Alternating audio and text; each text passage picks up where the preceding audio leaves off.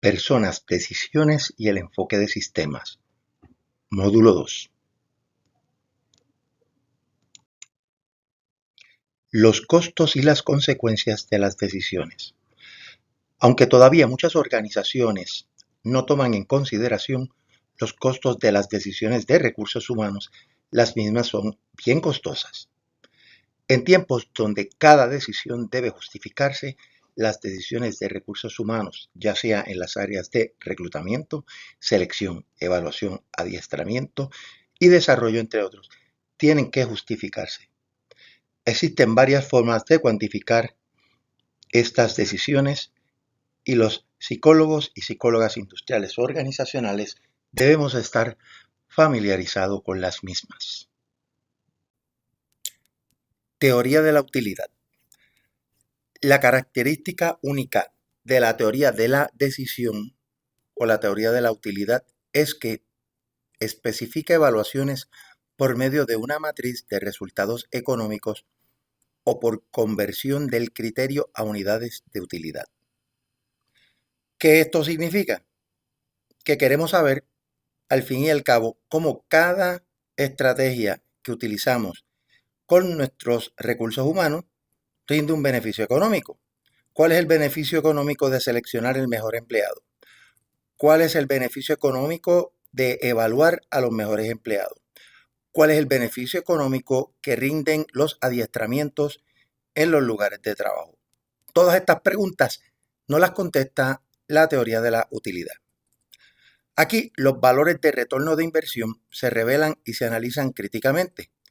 Este es un activo más que un defecto de este sistema.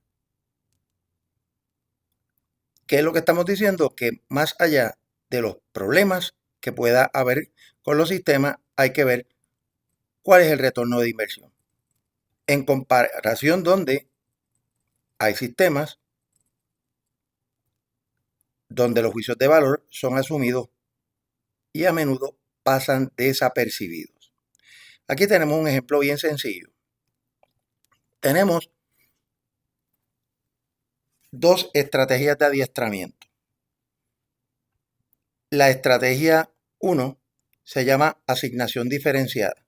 Vamos a dar el mismo adiestramiento que puede ser cualquiera, desde servicio al cliente, la operación de cualquier equipo, en fin.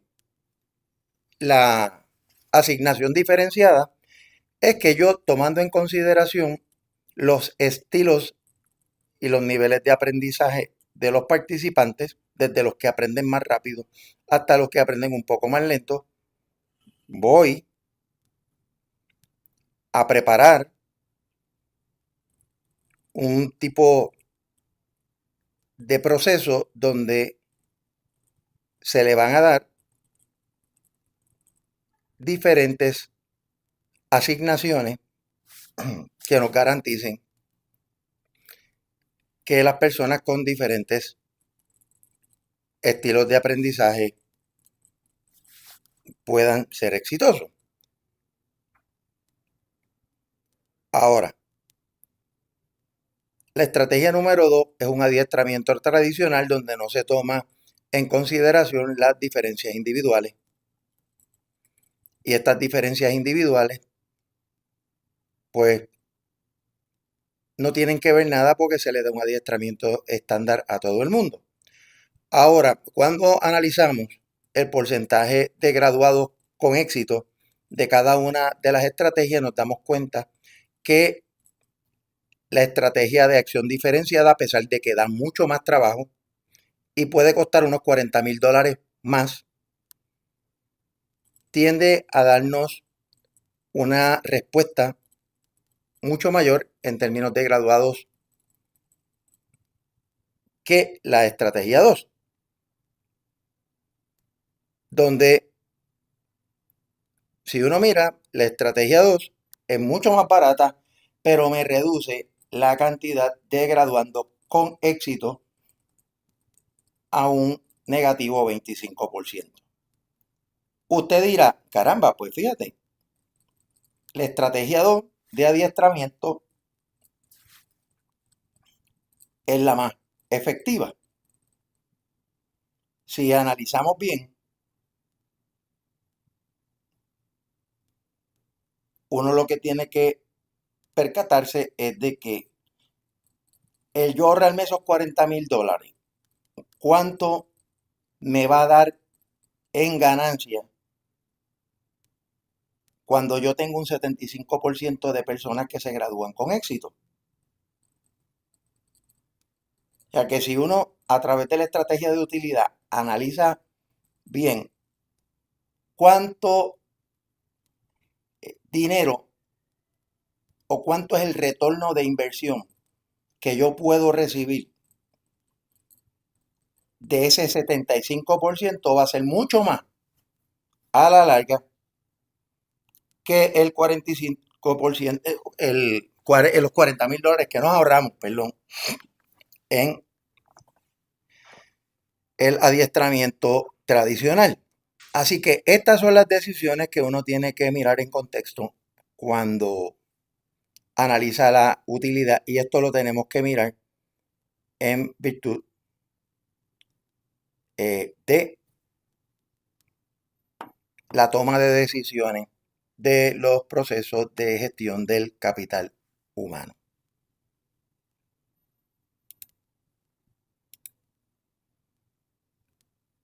Como les decía, brevemente aquí resumo, la estrategia 2 parece ser rentable, pero produce menos graduandos. Y eso pues tiene sus costos ocultos.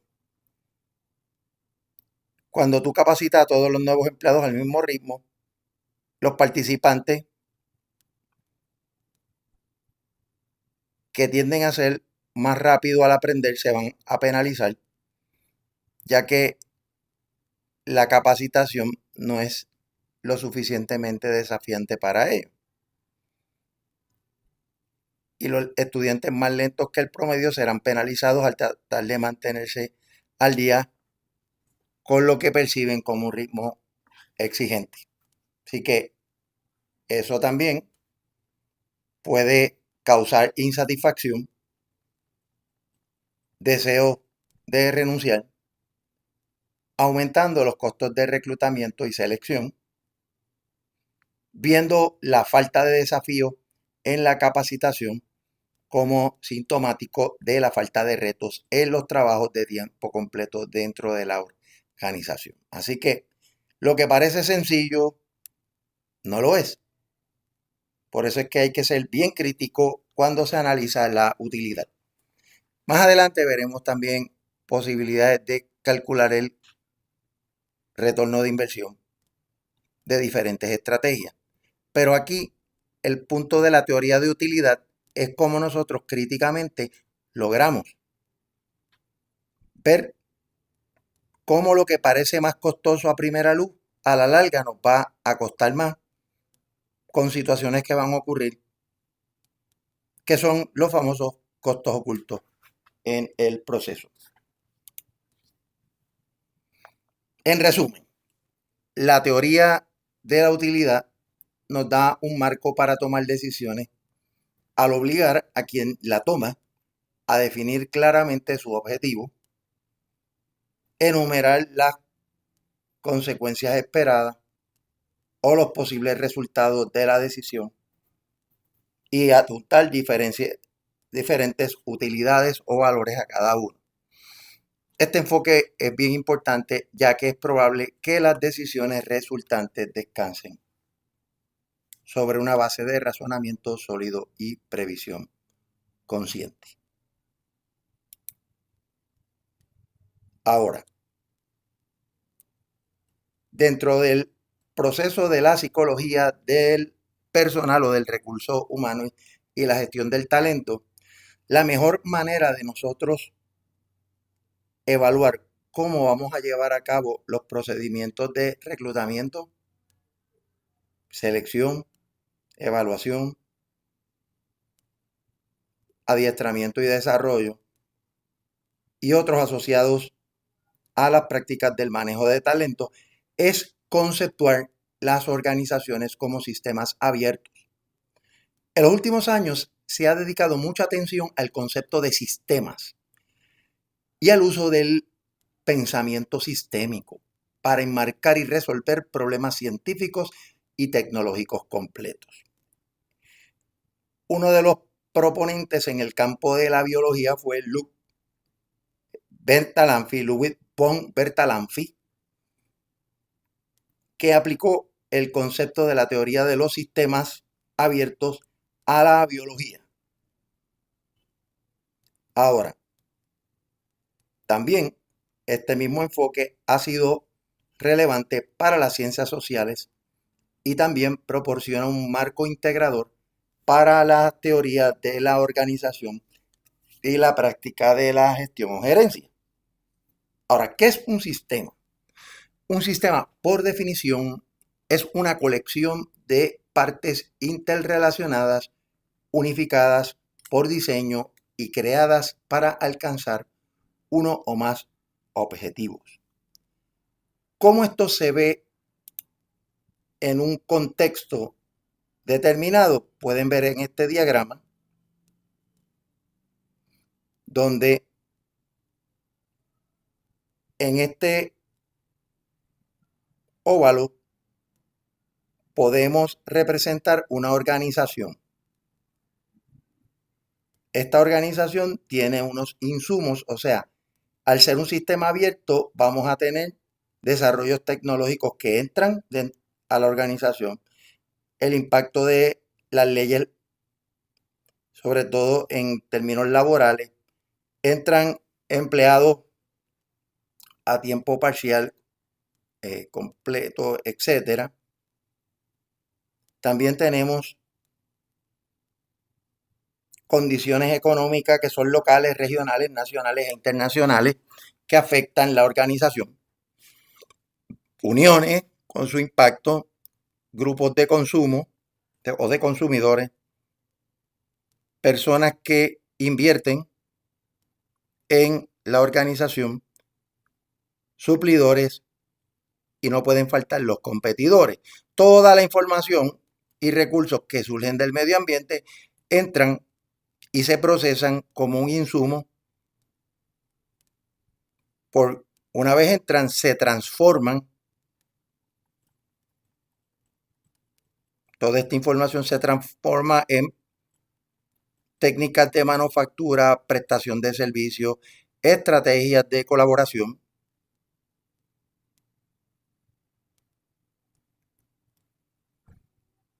que finalmente redundan en resultados. Ahora, ¿por qué este marco es sumamente importante? Aquí lo importante es ser consciente de las variables involucradas en la ejecución de las funciones gerenciales para que las decisiones se tomen a la luz de los efectos en la organización y sus objetivos. Estas decisiones deben considerar no solo la organización en sí, sino también los sistemas más grandes, por ejemplo, la industria y el medio ambiente, en los que opera la organización. Esto nos lo dice Kendall y Kendall en el 2014. El enfoque tradicional de sistema cerrado no describe cuál es la relación o realidad, organizacional. En contraste, una perspectiva sistémica requiere que los gerentes integren insumos de múltiples perspectivas y entornos y coordinen los diversos componentes, como les mencioné anteriormente. También en este enfoque de sistemas ya vimos los insumos, los procesos, los resultados, y esto que vemos aquí, este resultado, sirve como feedback o retroalimentación para cambiar los inputs.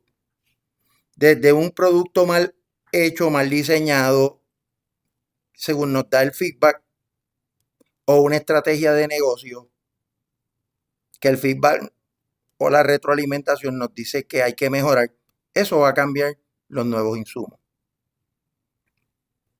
Por eso es que son sistemas abiertos en constante interacción con el ambiente. La visión moderna de las organizaciones, por lo tanto, es la de sistemas abiertos en interacción continua. con entornos múltiples y dinámicos, proporcionando una importación continua de los insumos a través de personas, capital, materia prima e información, y una transformación de estos en productos que luego se exportan de nuevo a estos diversos entornos para ser consumidos por clientes.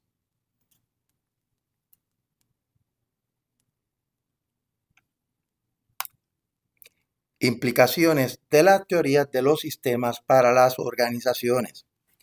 La capacidad de observar, detectar y analizar cambios en el entorno exterior que tienen diversos impactos dentro de la organización. Esto es sumamente importante y es una de las grandes implicaciones. La capacidad de enlazar y gerenciar brechas críticas y áreas de interdependencia, así como también la capacidad de desarrollar respuestas estratégicas apropiadas.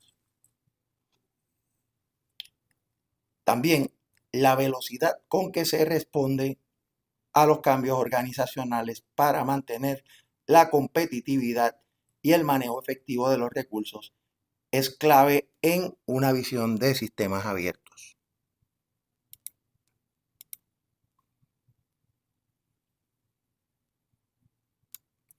Una visión sistémica al proceso de dotación o lo que se le llama staffing de capital humano o selección de capital humano. Lo que se conoce como la dotación o staffing es un elemento clave de la gestión del talento. Tradicionalmente, actividades tales como el abastecimiento, también se le llama sourcing, identificar los recursos para traerlos, el reclutamiento, donde se prepara una estrategia tanto interna como externa para atraer los mejores candidatos a un puesto, la evaluación inicial o el screening, donde se hace una evaluación inicial para determinar quiénes van a entrar en el proceso de selección, la selección, el establecimiento de las ofertas, la incorporación de nuevas contrataciones, la gestión del desempeño y la retención tendían a verse como actividades independientes, cada una separada de las demás. Una visión sistémica lo que busca al final del día es integrar todas estas tácticas o estrategias de manera tal que tengamos un sistema efectivo.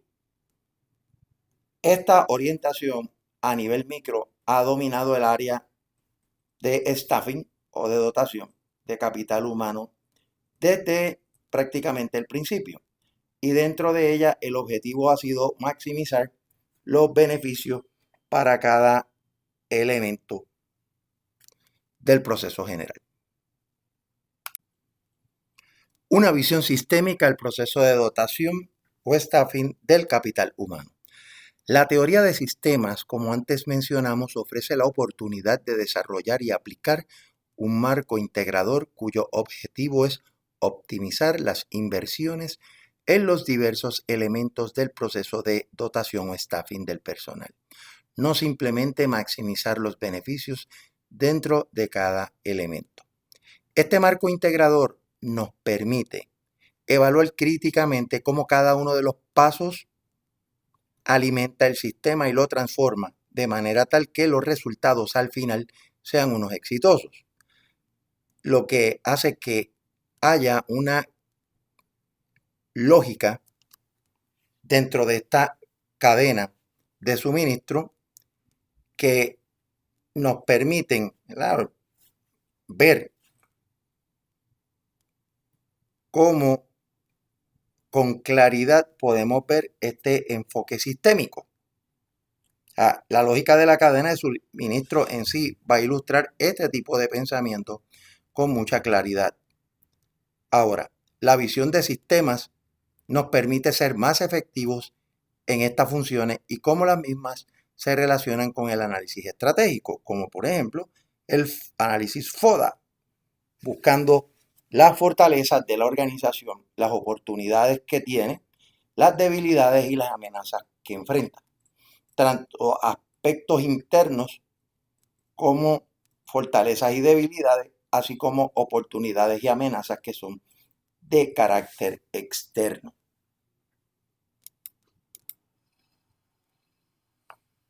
Ahora, ¿cómo nosotros podemos hacer un análisis que nos permita optimizar las inversiones del staffing o la dotación? Aquí tenemos el flujo de talento, donde en la primera fase tenemos la creación, que es establecer el banco de recursos potenciales para el trabajo. Movernos luego hacia la atracción de las personas interesadas en ser parte del banco de recursos laborales, donde ya ahí establecemos un proceso de planificación y construcción del banco de recursos que nos va a llevar a tener una cantidad de solicitantes en nuestro banco que nos va a llevar al reclutamiento. En ese banco de candidatos o de solicitantes vamos a contar con candidatos para evaluación a través de lo que se le conoce como el screening o el proceso previo o la preselección. Ya entonces tenemos candidatos que pueden ofertarse y que son sometidos al proceso de evaluación, donde al final tendremos en el punto 6 los nuevos empleados seleccionados, donde se le está haciendo una oferta. Los puntos del 7 al 11 son lo que se conoce como el proceso de staffing, donde también utilizamos métricas de costo, tiempo, precio, calidad o cantidad esperada y variaciones cualitativas y cuantitativas.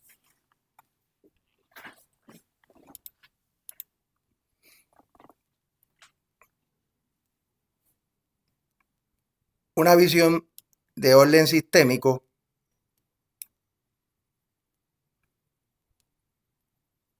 va a ampliar el proceso de empleabilidad. Por ejemplo, comenzamos con el análisis del trabajo, que se le llamaba anteriormente Job Analysis,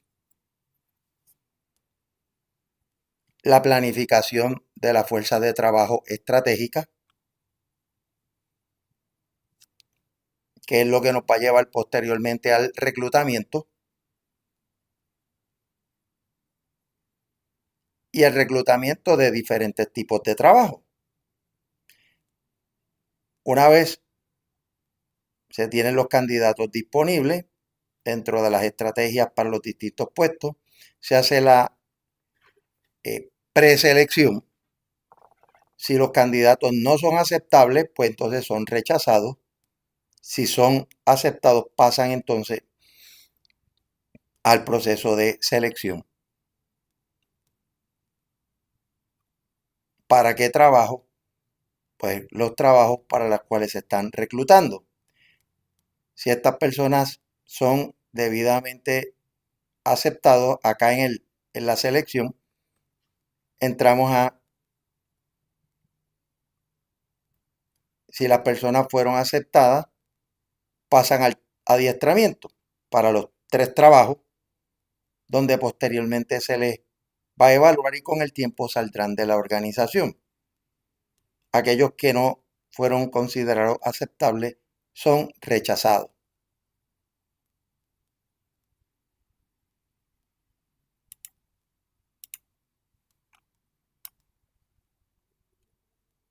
Indicaciones para la práctica basada en la evidencia. Las decisiones de empleo siempre incluyen costos y consecuencias. La teoría de la utilidad hace explícitas esas consideraciones y al hacerlo permiten comparar decisiones o estrategias alternativas.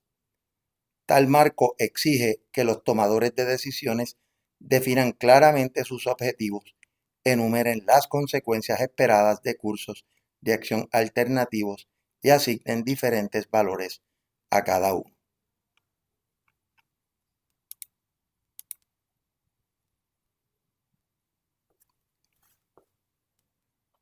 Continuando con las indicaciones para la práctica basada en la evidencia. Esta es una forma útil de pensar. Aquí hay otros 3 marcos que pueden ser útiles. Ya mencionamos la teoría de sistemas abiertos, que considera que las organizaciones interactúan continuamente con entornos múltiples y dinámicos, políticos y económicos, sociales, tecnológicos, legales y el entorno natural. Análisis de la cadena de suministro, un marco integrador cuyo objetivo es optimizar las inversiones en los diversos elementos de este proceso. El proceso de empleo como una red de decisiones secuenciales e interdependientes, en las que el reclutamiento, la dotación de personal, la capacitación, la gestión del desempeño y la salida de la organización están respaldados y reforzados por el análisis del trabajo y la planificación estratégica de la fuerza laboral.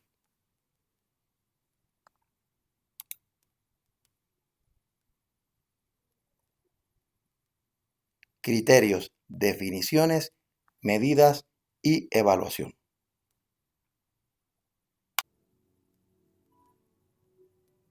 Desarrollo de criterios en la gestión del talento. El desarrollo de criterios que sean adecuados y apropiados es a la vez un obstáculo y un desafío para el especialista en recursos humanos, así como también para la psicología industrial organizacional. Los científicos del comportamiento han lamentado el problema del criterio a través de los años. El término se refiere a las dificultades involucradas en el proceso de conceptualización y medición de constructos de desempeño, que son multidimensionales, dinámicos y apropiados para diferentes propósitos, nos dicen Austin y Villanova en 1992. Sin embargo, la efectividad y el progreso futuro del conocimiento con respecto a la mayoría de las políticas e intervenciones de recursos humanos dependen fundamentalmente de nuestra capacidad para resolver esta pregunta, que resulta ser en su naturaleza desconcertante. ¿Cómo medimos lo que es representativo del constructo desempeño? Sobre todo cuando hay desempeño organizacional, desempeño individual, desempeño en equipo, entre otros. Continuando con el desarrollo de criterios en la gestión del talento. El desafío es desarrollar teorías, conceptos y mediciones que logren el doble objetivo de mejorar la utilidad de los procedimientos y programas disponibles y profundizar nuestra comprensión de los procesos psicológicos y conductuales involucrados en el desempeño laboral. El objetivo es desarrollar una teoría integral del desempeño de hombres y mujeres en los lugares de trabajo, nos dicen Campbell Wernick en el 2015 y Biswas-Baran y Wans en el 2000. Los estudios reconocen que las medidas de criterio son muestras de un universo de rendimiento más amplio. Ahí es donde está el meollo. ¿Cómo definimos desempeño en su acepción? En adición a eso, también hay que tener claro que se debe dedicar tanto esfuerzo a comprender y a validar los criterios como a identificar los predictores de ellos. Ese es el otro ángulo del asunto. Yo tengo unos criterios de desempeño que, unidos a los predictores, que son los instrumentos que utilizamos para diferentes decisiones en recursos humanos, como selección, cómo esa relación entre ambos busca predecir desempeño exitoso. Eso es el meollo de cómo los psicólogos industriales organizacionales respondemos a la parte aplicada del concepto del criterio y su relación entre los predictores. Ahora, definición de criterio. Los criterios se han definido desde más de un punto de vista. Desde una perspectiva, los criterios son estándares que pueden utilizarse como criterios o como medidas para medir el desempeño, pero más allá, el desempeño lo que busca es visualizarse como una medida de éxito. ¿Para quiénes? Para los empleados en el trabajo, nos dicen Bass Barrett en el 1981, Guyon en el 1965 y Landy y Conte en el 1916. Esta definición es bastante adecuada en el contexto de la selección, la ubicación, la promoción, la planificación de la sucesión y la gestión del desempeño. Continuando con la definición del criterio. Es útil cuando se trata de predicción, es decir, en el establecimiento de una relación funcional entre una variable, el predictor, y otra variable, el criterio. Como ya planteamos, el criterio es una medida de éxito, es una medida de desempeño que nos ayuda a determinar cuán exitoso va a ser el empleado a corto, mediano y largo plazo. Cuando son criterios a corto plazo se les llama criterios proximales, y cuando son criterios más a largo plazo, cuando un criterio es más a largo plazo, el mismo se denomina como distal. El proximal es a corto plazo y el distal es más a largo plazo. Como tal, una definición más general es que un criterio representa algo importante o deseable. Es una definición operacional de los objetivos o resultados deseados del programa en estudio. Nos los dice Astin en el 1964. También es un estándar evaluativo que se puede utilizar para medir el rendimiento, la actitud, la motivación, etc. en una persona. Nos los dice Bloom y Naylor en 1968. Los criterios de desempeño. Sin embargo, hay momentos en que simplemente deseamos evaluar sin necesariamente predecir.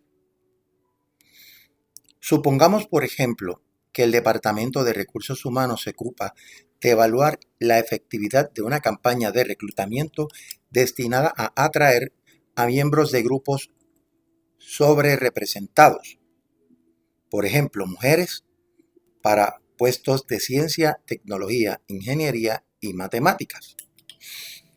Aquí se deben utilizar varios criterios para evaluar adecuadamente el programa.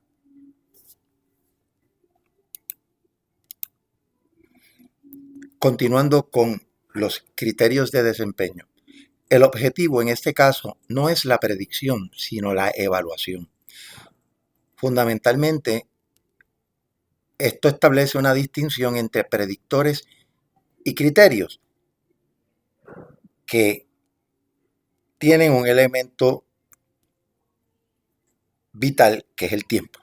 Esto nos lo dicen Mullins y Ratliff en 1979. Por ejemplo, si los estándares evaluativos como las pruebas escritas o de desempeño se administran antes de tomar una decisión de empleo, es decir, contratar o promover, los estándares se etiquetan como predictores. ¿Por qué? Porque queremos predecir.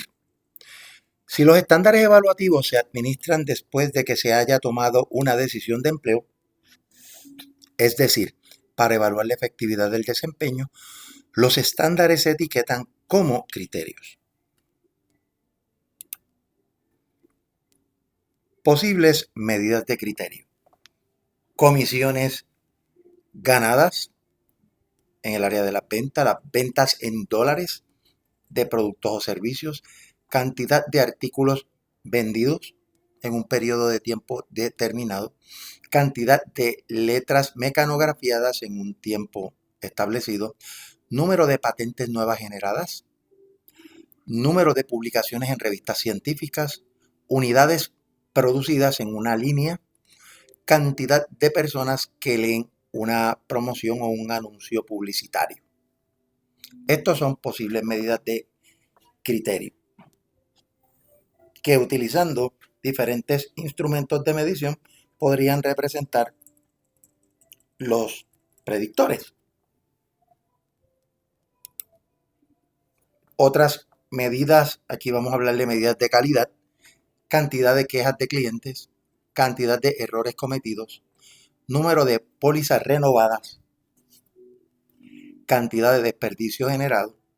También en términos de tiempo perdido, el turnover o rotación de empleados, usar el Internet para asuntos personales en el trabajo, tomar más tiempo durante los recesos y el absentismo.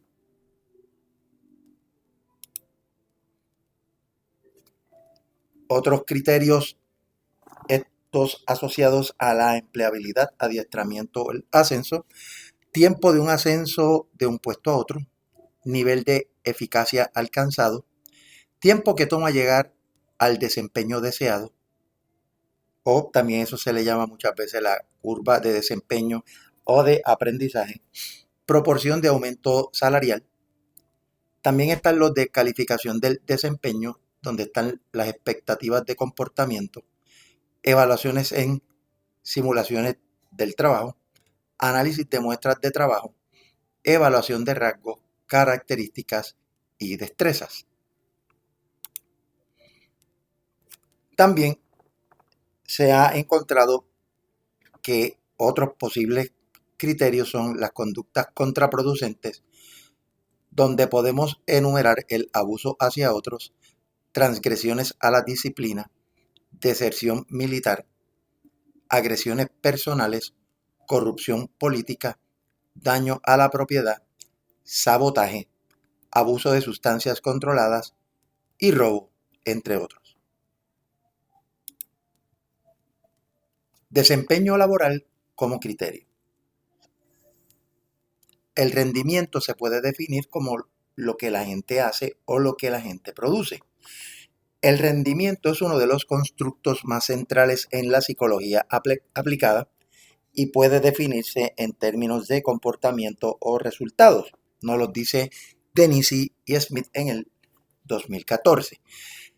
Campbell, Wernick, 2015, Agnew, 2019 y Beck, Berry y Sackett, 2014, definieron el desempeño basado en los comportamientos y acciones de los empleados, particularmente aquellos que son relevantes para los objetivos de la organización.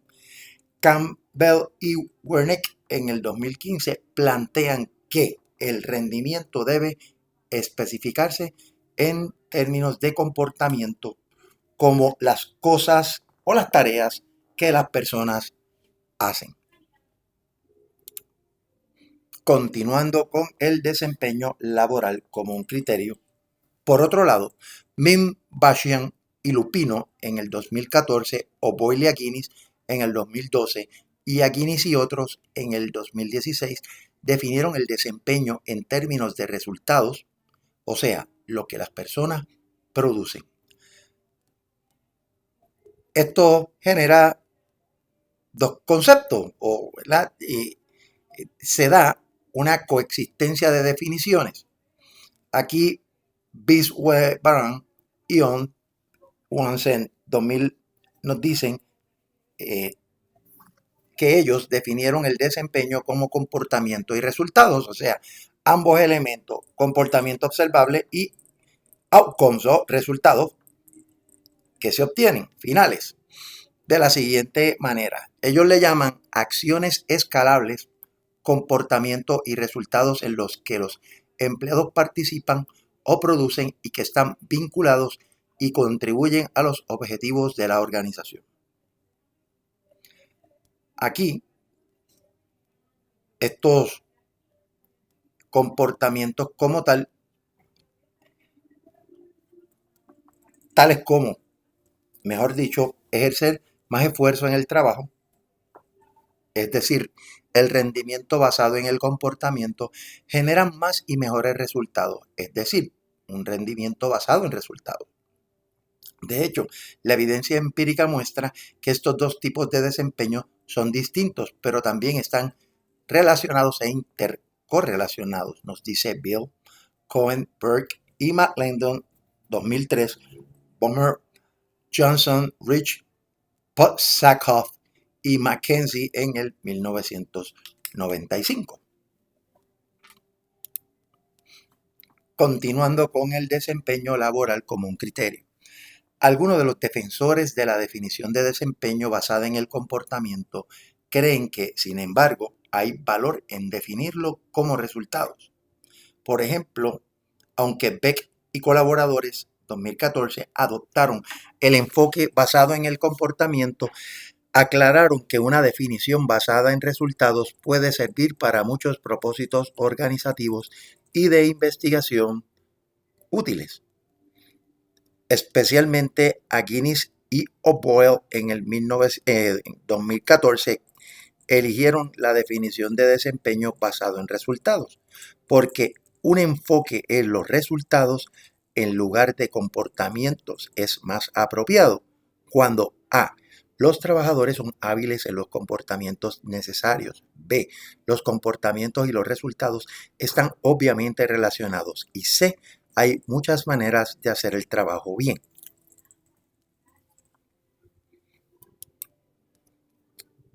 Continuando con el desempeño laboral como un criterio.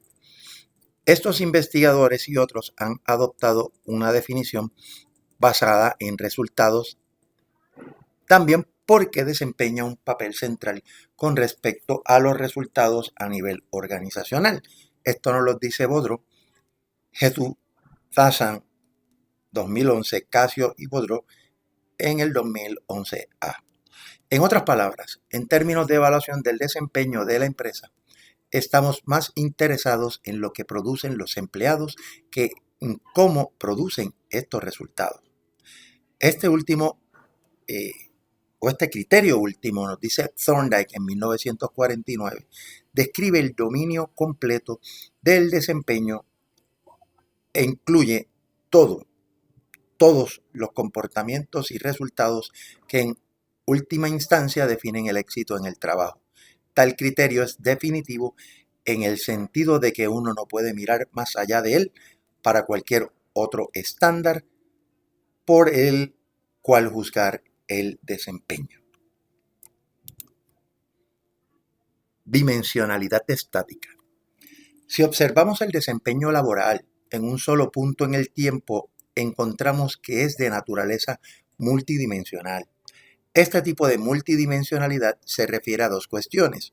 Una, los individuos pueden ser altos en una faceta de rendimiento y simultáneamente bajos en la otra. Se necesita una distinción entre el rendimiento máximo y el típico.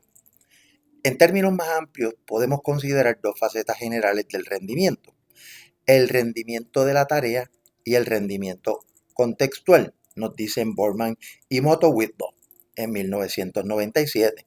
El desempeño contextual también ha sido etiquetado como comportamientos prosociales o de desempeño de la ciudadanía organizacional.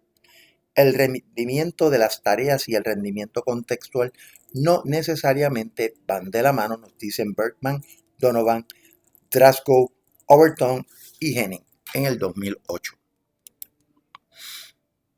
Dimensionalidad estática.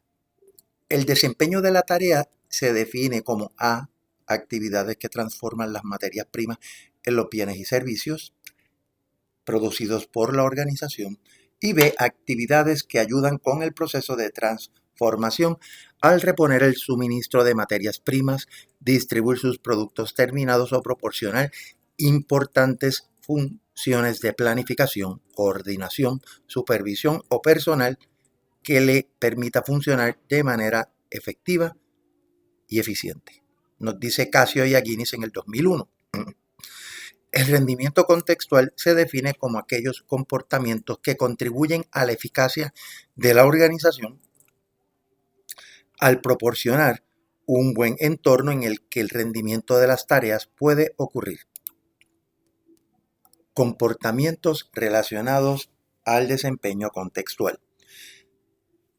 Persistir con entusiasmo y hacer un esfuerzo adicional según sea necesario para completar las propias actividades de la tarea con éxito. Por ejemplo, ser puntual y rara vez estar ausente, gastar esfuerzo o invertir esfuerzo adicional en el trabajo.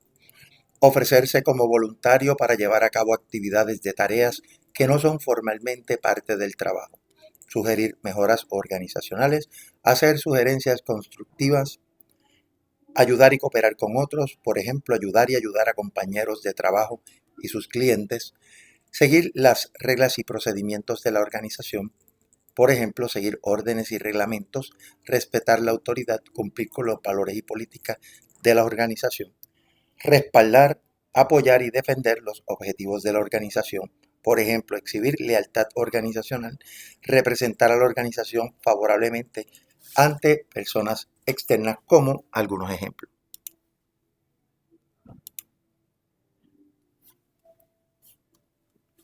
Ahora, habíamos dicho también que existen conductas de desempeño contextual que son contraproducentes, como por ejemplo, exagerar las horas trabajadas, falsificar un recibo para obtener un reembolso por más dinero del que se gastó en gastos comerciales, comenzar rumores negativos sobre la compañía, chismes sobre compañeros de trabajo, encubrir los errores, competir con compañeros de trabajo de una manera improductiva y chismorrear sobre el supervisor.